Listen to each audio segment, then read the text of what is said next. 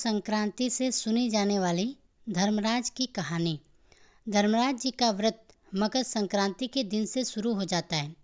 धर्मराज जी के व्रत की कथा वर्ष भर सुनी जाती है। यह यमराज हैं, इन्हीं को धर्मराज के नाम से भी जाना जाता है। प्राचीन काल में बब्रुवाहन नाम का एक राजा था। वह बहुत ही धर्मात्मा और दयालु था। उसके राज्य में हरिदास नाम का एक ब्राह्मण रहा करता था। हरिदास बहुत ही तपस्वी था। उसकी पत्नी का नाम गुणवती था।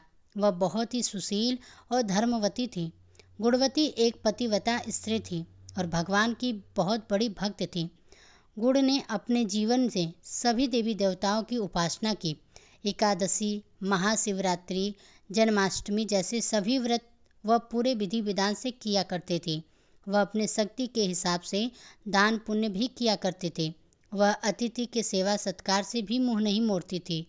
इस प्रकार वह जीवन भर धर्मपरायण रहे। वृद्धावस्था में जब उसका देहांत हुआ तो धर्मराज जी के दूत उसे आदरपूर्वक धर्मलोक ले गए। धर्मराजपुर में सुंदर सिंहासन पर भगवान धर्मराज जी विराजमान थे। उनके पास ही चित्रगुप्त जी का स्थान था। चित्रगुप्त जी मृत प्राणियों के पाप पुण्य का लेखा जोखा धर्मराज जी को सुना रहे थे। गुणवती भयभीत हुई और वह नीचे मुँह करके खड़ी हो गई। चित्रगुप्त जी ने उसके पाप पुण्य का बरा भी धर्मराज जी को खोल दिया, जिसे सुनकर धर्मराज जी बहुत प्रसन्न हुए, क्योंकि उसने बहुत अच्छे काम किए थे। लेकिन फिर भी धर्मराज जी के मुंह पर कुछ उदासी दिखाई दी। यह देखकर गुणवती ने पूछा, मैंने अपने जीवन में कोई दुष्कर्म नहीं किया, फिर भी आपके मुख पर उदासी क्यों है? कृपया करके मुझे बताएं। धर्मराज जी ने कहा, हे देवी, तुमने सभी देवी देवताओं को व्रत आदि से संतुष्ट किया है, लेकिन मेरे नाम से तुमने कुछ भी पूजा पाठ या दान पुण्य नहीं किया है।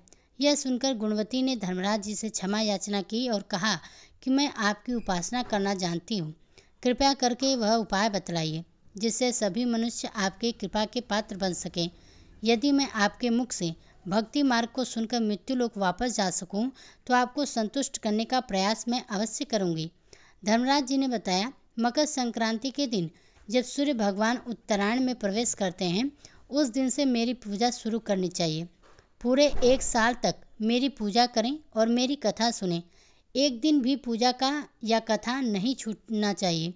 साथ ही धर्म में इन 10 नियमों का पालन करना चाहिए, जैसे कि धीरज रखना और संतुष्ट रहना, क्षमा करना और मन को वश में रखना, चोरी ना करना, अपने मन में पराये पुरुष या पराई स्त्री का ध्यान नहीं आने देना और मानसिक शारीरिक रूप से शुद्ध रहना, इंद्रियों को वश में रखना, बुद्धि की पवित्रता यानी कि बुरे विचार न करना, पाठ पूजा दान पुण्य आदि करना, व्रत की कहानी सुनना, सच बोलना, सच्चा व्यवहार करना और क्रोध न करना। धर्म के इन 10 लक्षणों का पालन करें और मेरी कथा नियम से सुनते रहें।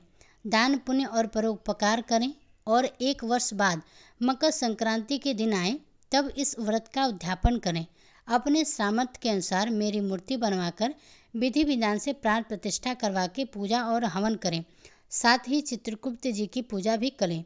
काले तिल के लड्डू का भोग लगाएं, ब्राह्मण भोज करवाएं, बांस की कटोरी में 5 सेर अनाज दान करें। इसके अलावा गद्दा, तकिया, कंबल, चप्पल, लोटा और वस्त्र आदि भी देने चाहिए।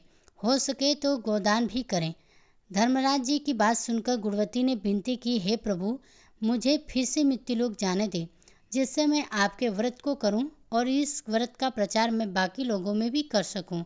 धर्मराज जी ने इसके लिए अपनी सहमति दे दी। गुणवती वापस जीवित हो गई। उसके शरीर में जान आ गई और वह उठ खड़ी हुई। उसके सभी परिवारजन यह देखकर बहुत ही प्रसन्न हुए। गुणवती ने धर्मराज जी वाली सारी बातें अपने पति को बताई।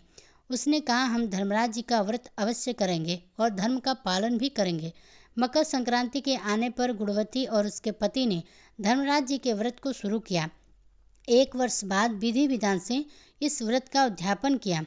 इस व्रत के प्रभाव से उन्हें धर्मराज जी की कृपा प्राप्त हुई और मोक्ष और स्वर्ग की प्राप्ति हुई।